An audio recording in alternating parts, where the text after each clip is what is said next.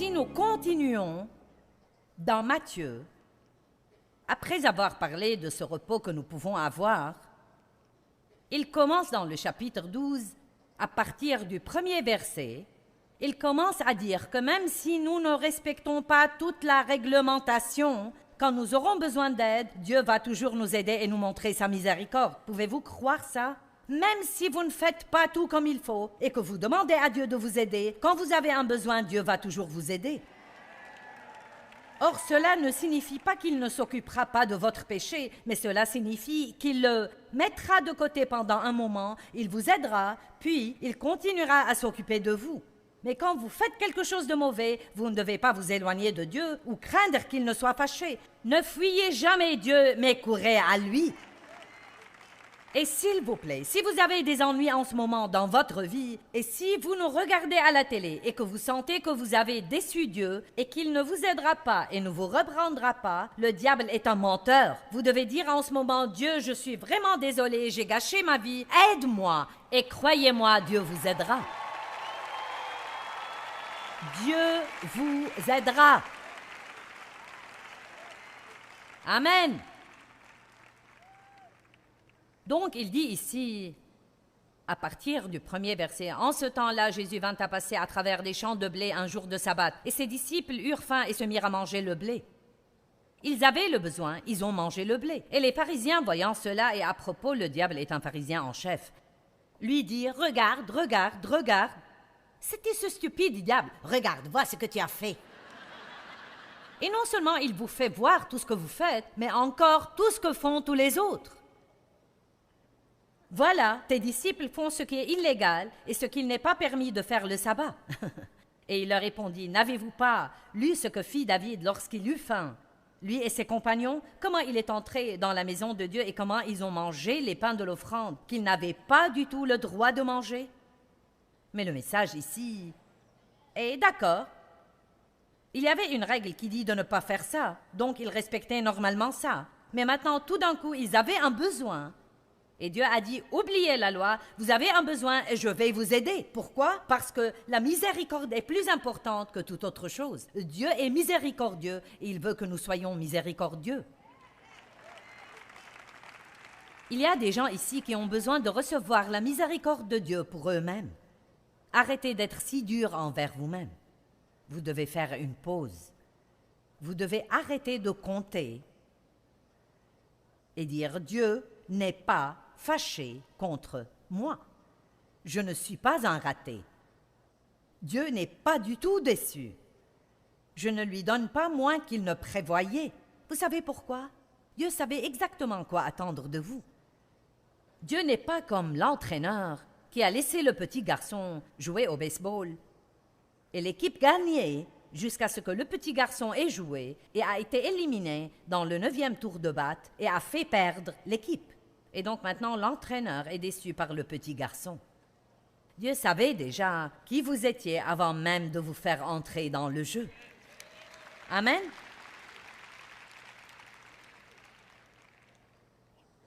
Quelqu'un a l'impression de relâcher un petit peu? Dites-moi, combien de choses ne vont pas chez vous?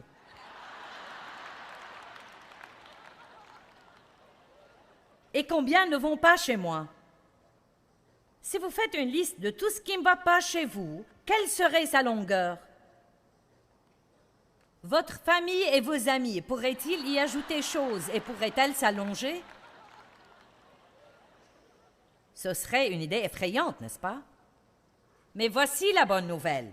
Dieu veut que vous arrêtiez de faire des comptes. Amen. Dieu veut que vous arrêtiez de faire des comptes. Maintenant, qu'arrive-t-il quand vous vous attirez des ennuis? Laissez-moi vous lire l'histoire de l'homme qui est tombé dans une fosse. Il y avait un homme qui est tombé dans une fosse. Une personne subjective est passée et a dit « Je te plains d'être là-bas dans cette fosse ». Une personne objective est passée et a dit « Eh bien, c'est logique que quelqu'un tombe dans cette fosse ». Un pharisien a dit « Seuls les méchants tombent dans les fosses ». Un mathématicien a calculé comment cet homme est tombé dans cette fosse. Un journaliste a voulu faire un reportage exclusif sur l'homme dans la fosse. Un fondamentaliste a dit « Tu mérites cette fosse ». Un calviniste a dit « Si tu étais sauvé, tu ne serais jamais tombé dans cette fosse ». Un arménien a dit « Tu es sauvé et tu es quand même tombé dans la fosse ». Un charismatique a dit « Confesse que tu n'es pas dans cette fosse ».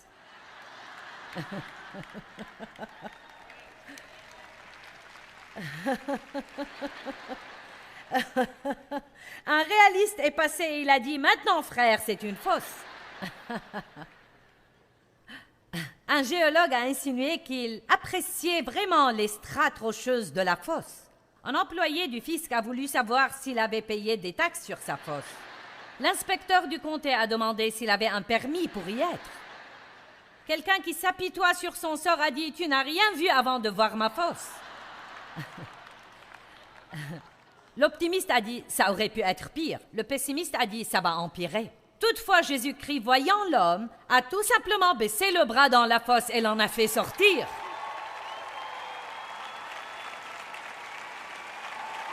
Ça alors. Tous les autres peuvent théoriser avec nous sur pourquoi nous sommes tombés dans la fosse et que c'est notre faute d'être tombés dans la fosse et que nous n'en sortirons jamais. Jésus baisse tout simplement le bras et nous fait sortir de cette fosse. Amen. Si nous essayons de vivre sous la loi exige de tout noter dans un dossier. Combien d'erreurs ai-je fait? Combien de bonnes œuvres ai-je fait? Comment puis-je m'acquitter de ces erreurs? Combien de temps ai-je prié?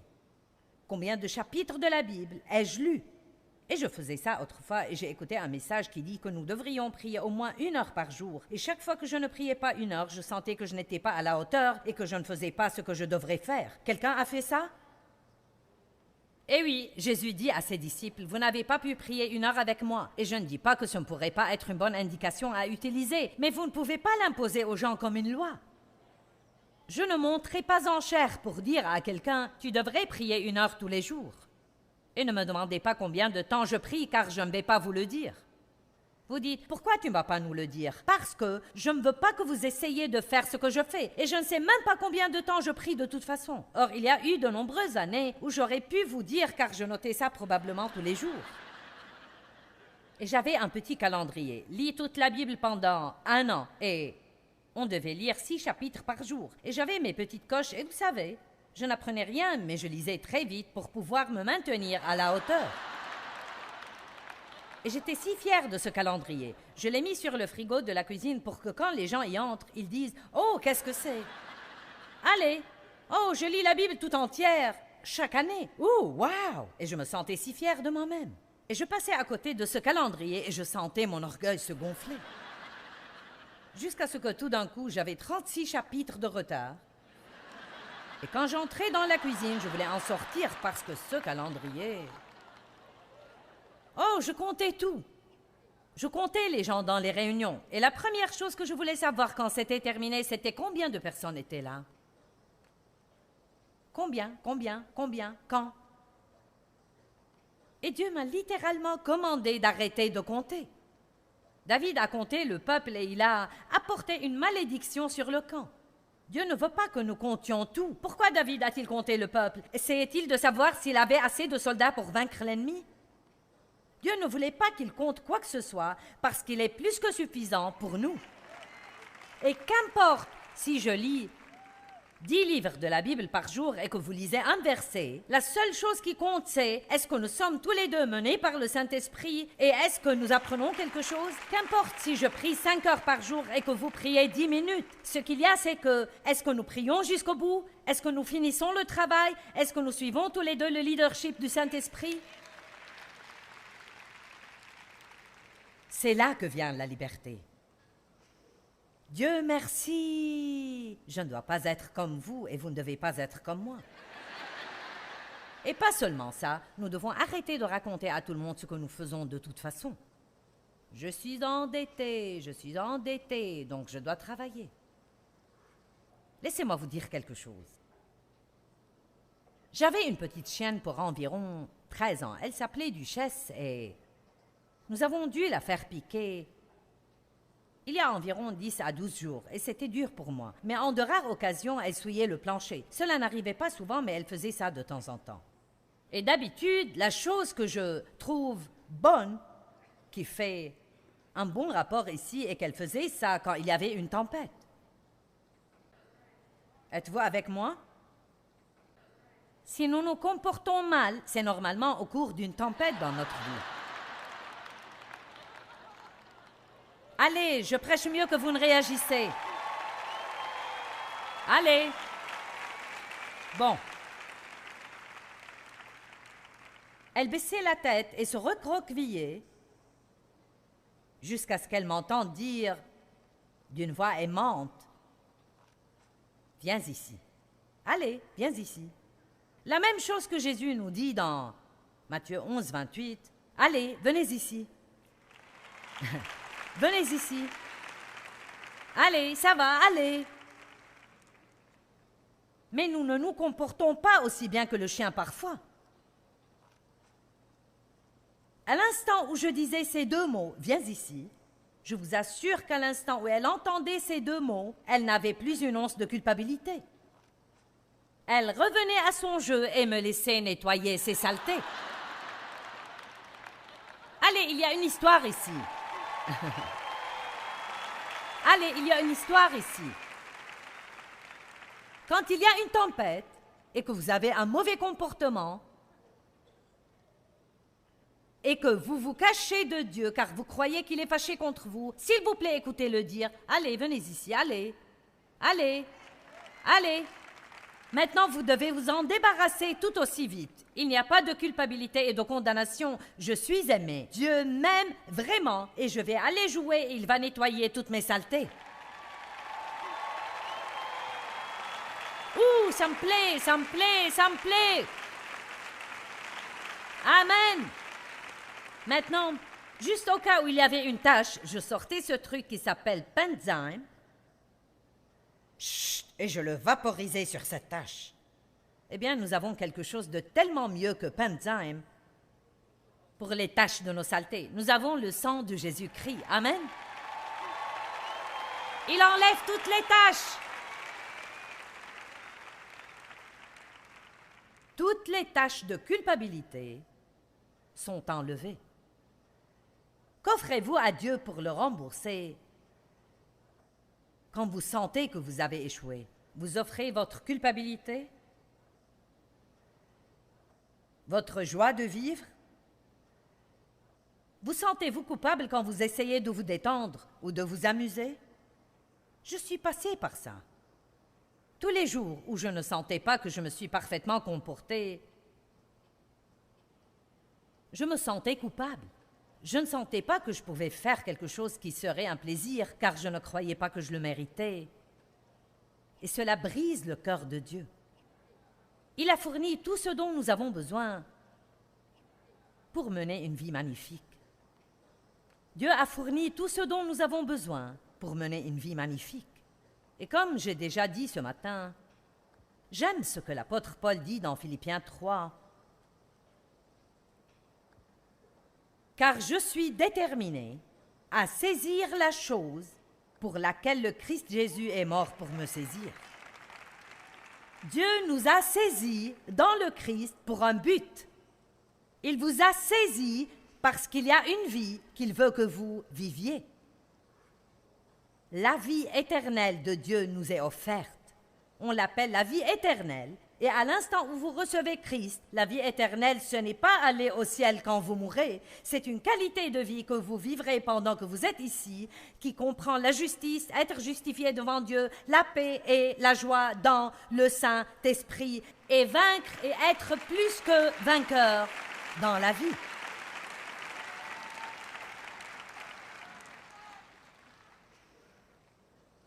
Maintenant, il y a un merveilleux exemple. Eh bien, il y a beaucoup de merveilleux exemples dans la parole de Dieu, mais je veux en partager un avec vous ce soir pour clôturer. Jacob est un exemple magnifique, étonnant de la miséricorde de Dieu.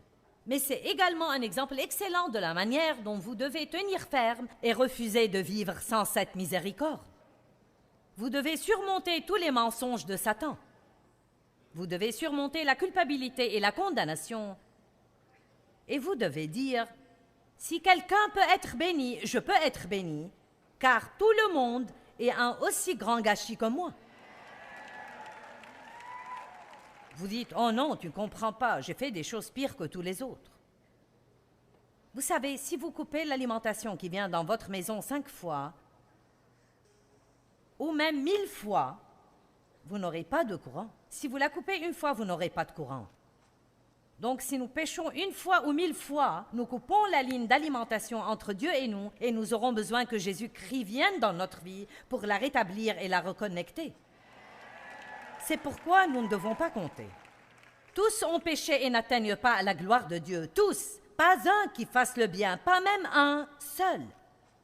Mais tous sont justifiés devant Dieu par le sang de Jésus-Christ. Demain, nous allons avoir un petit camp biblique sur la justice et comment la justice est savoir qui vous êtes en Christ et une guerre spirituelle. Et si vous voulez garder le diable sous vos pieds, vous feriez mieux de savoir qui vous êtes en Christ et d'apprendre à vivre avec assurance dans ce monde et d'arrêter d'être sous quelque chose tout le temps. Oh frère, je suis sous le feu des attaques. Dieu m'a finalement dit, si tu restes à l'attaque, tu ne seras pas tout le temps attaqué. Nous devons vivre avec une attitude plus agressive. Non pas une attitude odieuse, mais une attitude agressive. Jacob était donc un coquin, un tricheur, un escroc, un menteur de naissance. Il était jumeau. Ésaü était son frère. Et quand Ésaü est sorti le premier, quand Jacob est sorti du ventre de sa mère, sa main tenait fortement le talon d'Ésaü, comme si pour dire « Minute, je vais arriver avant toi, je vais être le premier ». Tout au long de la Genèse, à partir de Genèse 25 jusqu'à Genèse chapitre 32, nous voyons Jacob faire une chose stupide après l'autre. Tout ce qu'il avait, il l'a obtenu en fait par la tromperie et la ruse et la fraude. Il a attrapé son frère un jour quand Ésaü revint des champs et avait très faim et Jacob faisait cuire un potage. Et son frère voulait manger et il a dit « Je ne vais te le donner que si tu me vends ton droit d'aînesse. » Ésaü n'aurait pas dû faire ça. Il n'a pas respecté son droit d'aînesse par ce qu'il a fait. Et c'est peut-être pourquoi Dieu a favorisé Jacob. Mais néanmoins, Jacob n'aurait pas dû profiter de la faiblesse de son frère. Dans le chapitre 27, il a volé la bénédiction du premier-né quand Isaac était sur son lit de mort. Et il a demandé de lui amener Ésaü pour qu'il prît la bénédiction sur lui. Et c'était une chose importante pour eux. Peut-être elle ne l'est pas pour nous, mais c'était la chose la plus convoitée qu'un enfant puisse obtenir. Car quand le père priait cette bénédiction sur lui, elle ne pouvait jamais être retirée. Il l'a béni et il a été béni aux yeux de Dieu. Eh bien, Jacob et sa mère ont dupé le père dont la vue était mauvaise. Jacob a fait semblant d'être Ésaü, et Isaac a prié la prière de bénédiction sur Jacob. Donc, sa bénédiction ne pouvait pas être retirée, mais il l'a obtenue par le mensonge et la tromperie et la ruse. Il n'était pas un gars sympa. Puis il a récolté ce qu'il avait semé. Il est allé travailler chez son oncle Laban, et il a admiré une de ses filles, Rachel, et il a voulu l'épouser. Et Laban a dit, « Je te la donnerai comme épouse si tu travailles chez moi pendant 7 ans. » Il a donc travaillé chez lui pendant 7 ans, et en sa nuit de noces, ils l'ont fait boire, et quand il s'est réveillé, il n'était pas avec Rachel, il était avec Léa, qui était la sœur moins préférée. Mon sang, il était exaspéré. Oh oh! Peut-être qu'il récoltait ce qu'il a semé. C'est incroyable combien de fois quelque chose comme ça nous arrive à nous, quelqu'un nous triche et nous nous mettons en colère, mais peut-être que nous récoltons quelque chose que nous avons fait à quelqu'un il y a longtemps et nous n'y avons prêté aucune attention. Non, peut-être pas, qu'importe. Pas vous, je sais, peut-être quelqu'un qui nous regarde. Il a donc dit, « Travaille chez moi pendant 7 nouvelles années, et je te donnerai Rachel. » Il a fait ça et a finalement eu Rachel. Puis il a voulu partir et s'éloigner de son oncle. Donc il a pris tout ce qu'il avait et il est parti. Puis il a eu très peur que son frère Ésaü ne le rattrape. Et laissez-moi tout simplement dire que chaque fois que vous vivez dans la ruse et la tromperie et les mensonges, la peur va vous rattraper. Et vous allez toujours vivre dans la peur d'être attrapé. Donc, et j'adore cette partie, enfin, il en est arrivé au point où il était si misérable qu'il était prêt à avoir une confrontation avec Dieu. Et je crois que certains ici sont prêts pour ça. Et si ce n'est pas ici dans cette salle, peut-être les gens qui nous regardent à la télé dans le monde entier. Maintenant, allons à Genèse 32 pour vous montrer ce que je veux dire. Nous allons avoir un miracle. J'arrive à prêcher mon message tout entier. Le premier ce week-end. Genèse 32. C'est si bon, vous ne devez pas le rater.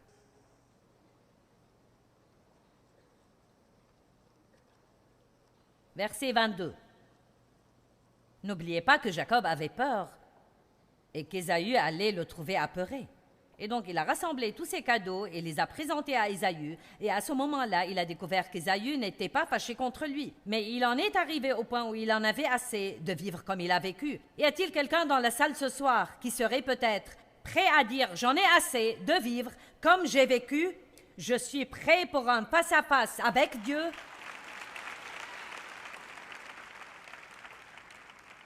Voilà donc ce qu'il a fait. Il se leva la nuit, verset 22, prit ses 2 femmes, ses 2 servantes et ses 11 enfants et passa le gué de Jabbok. Il les prit, leur fit passer le torrent et le fit passer à tout ce qui lui appartenait. Jacob demeura seul. Et un homme, H majuscule, et la note de bas de page dit qu'il était en fait une manifestation de Dieu lui-même, lutta avec lui jusqu'au lever de l'aurore. Qui a jamais eu un match de catch avec Dieu? Certains d'entre vous pourraient y être en ce moment dans votre vie. Et voyant qu'il ne pouvait pas vaincre Jacob, j'aime ces versets vraiment étonnants. Cet homme le frappa à l'emboîture de la hanche, et l'emboîture de la hanche de Jacob se démit pendant qu'il luttait avec lui. Et puis, l'homme, H majuscule, a dit « Laisse-moi aller car l'aurore se lève ». Et Jacob répondit « Je ne te laisserai point aller à moins que tu ne me bénisses. » Maintenant, je vous demande combien c'est audacieux. Voici ce menteur, escroc, tricheur, voleur, et il a l'audace de lutter avec Dieu. Et Dieu dit « Laisse-moi tranquille. » Et Jacob dit « Je ne te laisserai pas tranquille, Dieu, avant que tu ne me bénisses. » Vous ne comprenez pas? Eh bien, quelques-uns ont compris. Bon, finissons ça. L'homme lui dit, eh bien, l'homme, c'est-à-dire Dieu, quel est ton nom? Et sous le choc de la prise de conscience, chuchotant, il répondit à l'homme, Jacob. Tous savaient ce que leur nom signifiait. Son nom voulait dire évinceur, intrigant, filou, escroc. Il a lutté avec Dieu et tout d'un coup, Dieu lui a fait faire un face à face avec sa réalité. Donc il dit à Dieu, je ne te laisserai point aller sans que tu m'aies béni. Et Dieu lui dit, je ne peux pas te bénir avant que tu ne fasses face à ta réalité. Allez maintenant. Allez. Je ne peux pas te bénir avant que tu ne fasses face à ta réalité. Ensuite, il lui dit, verset 28, « Ton nom ne sera plus Jacob, évinceur, mais Israël, lutteur avec Dieu, car tu as lutté avec Dieu et avec des hommes, et tu as été vainqueur. » À ce moment-là, Jacob lui dit, « Je te prie, fais-moi connaître ton nom. » Et il dit, « Pourquoi demandes-tu mon nom? » Et l'homme, l'ange de Dieu, bénit Jacob là. Maintenant, attendez un peu, parce qu'il y a encore mieux. Et Jacob appela le nom du lieu Péniel, la face de Dieu, disant, « Car j'ai vu Dieu face à face, et mon âme a été sauvée et non perdue. » Et comme il passait Péniel, Le soleil se levait sur lui et il boitait à cause du coup sur sa cuisse. Et voici le tableau que je vois. Ici, ce coquin, escroc, farceur, voleur, menteur, en a eu assez de sa vie. Il a dit, je vais confronter Dieu. Il a commencé à lutter avec Dieu. Dieu, je veux que tu me bénisses. Je ne vais pas te laisser aller avant que tu ne me bénisses. Et Dieu a dit, tu dois faire face à ta réalité. C'était un genre de repentir. Et il a fait face à sa réalité. Mais Dieu lui a laissé une boiterie. Il est parti avec sa bénédiction, bien qu'il s'éloignât en boitant. Et nous avons tous une boiterie. Nous avons tous quelque chose dans notre vie qui est un peu imparfait. Mais vous savez quoi? J'ai décidé de boiter avec mes bénédictions. Je ne vais pas m'en passer. Alléluia! Allez, est-ce que vous êtes d'accord avec moi? L'amour de Dieu pour vous ne dépend pas de votre performance. Et c'est une excellente nouvelle. Donc, quelle que soit votre opinion sur vous-même, ou combien vous êtes déçu, ou combien vous êtes fâché contre vous-même, n'oubliez pas, Dieu n'est pas fâché contre vous.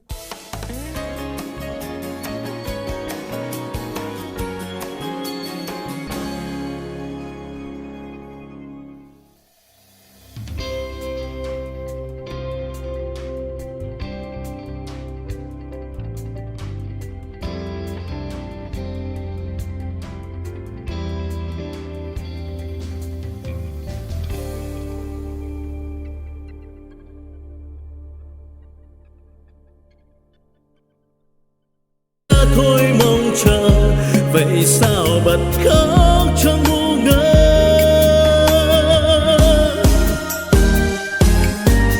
Vẫn thế đây bao lâu nay em không hay, chỉ một mình anh ngồi khóc. Nước mắt đây riêng nơi đây em không hay, sự thật là anh nhớ em. Người giờ đã xa, lời hẹn ước đâu rồi. Nước mắt đây rơi biết bao lâu thì khô. Vẫn thế đây bao đêm say em không hay, từng giọt buồn sao mặn đắng. Nhưng lúc ấy anh loay hoay trong cơn say, lại nhầm rằng em ở đây. Người giờ đổi thay, tình mình vẫn đong đầy. Thế mới biết anh vẫn yêu em, vì sao tìm quên chốn xưa ngày ta quen.